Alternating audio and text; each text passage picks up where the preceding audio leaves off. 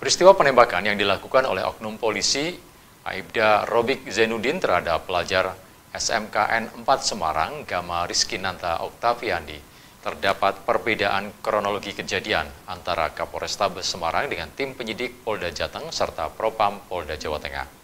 Adanya perbedaan tersebut, Polda Jateng menyebut perubahan kronologi tersebut merupakan hasil pendalaman yang dilakukan oleh penyidik. Adanya perbedaan kronologi peristiwa penembakan yang dilakukan oleh oknum polisi Aibda Robik Zainuddin terhadap pelajar SMKN 4 Semarang Gama Rizkinanta Oktaviandi, Kabid Humas Polda Jateng Kombes Pol Artanto menyebut perubahan kronologi tersebut merupakan hasil pendalaman yang dilakukan penyidik.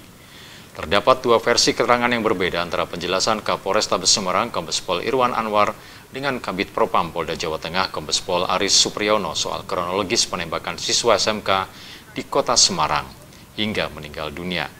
Kapolrestabes Semarang mengungkapkan pelaku penembakan Aibda Robik Zainuddin melepaskan 4 tembakan karena melihat aksi kejar-kejaran sepeda motor dengan membawa senjata tajam yang diduga terlibat tawuran, dan Aibda Robik berinisiatif untuk membubarkan aksi.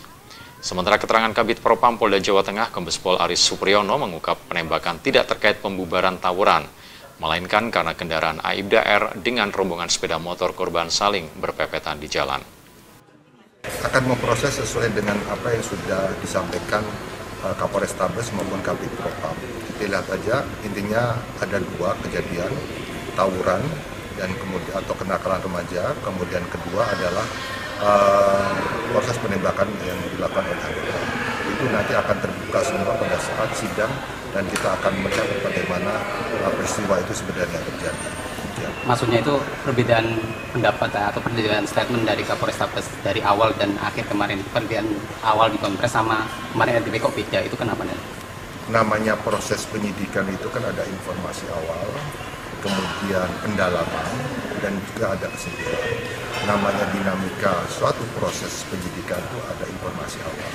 Dan informasi awal itu kadang bisa diluruskan kembali karena bukti fakta yang ada di lapangan ternyata demikian. Dan oleh karena itu ada informasi awal dan ada proses penyidikan dan proses kesimpulan. Ini yang perlu kita pahami bersama. Berarti bukan pengelabuan kasus ya atau peristiwa gitu?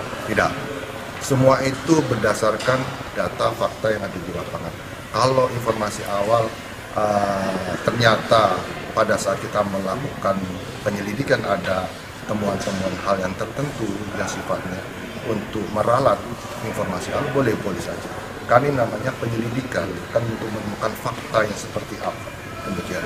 Berarti semua informasi yang selama ini diterima oleh Polda itu berasal dari Polrestabes Semarang ya, dan penyelidikan dari Polres. Betul. Ya. Dan kemarin terakhir mungkin ya terkait dugaan intervensi itu dan yang dilakukan kemarin pihak keluarga juga bilang adanya Kapolres datang kemudian meminta untuk bikin surat pernyataan dan video itu dari Polda tanggapannya gimana? Nah, itu nanti kita coba tanyakan ke Kapolrestabes karena beliau yang hadir ke rumah duka untuk menyampaikan rasa bela sungkawa beliau kepada keluarga. Tapi Kapolrestabes nyuruh ke jenengan Gimana? Kapolrestabes malah nyuruh ke Kabid Humas. Oh, itu nanti saya konfirmasi dulu. Ya. Ya. Tapi kalau itu terbukti benar, apakah nanti akan ada sanksi? Kita lihat perkembangan seperti apa.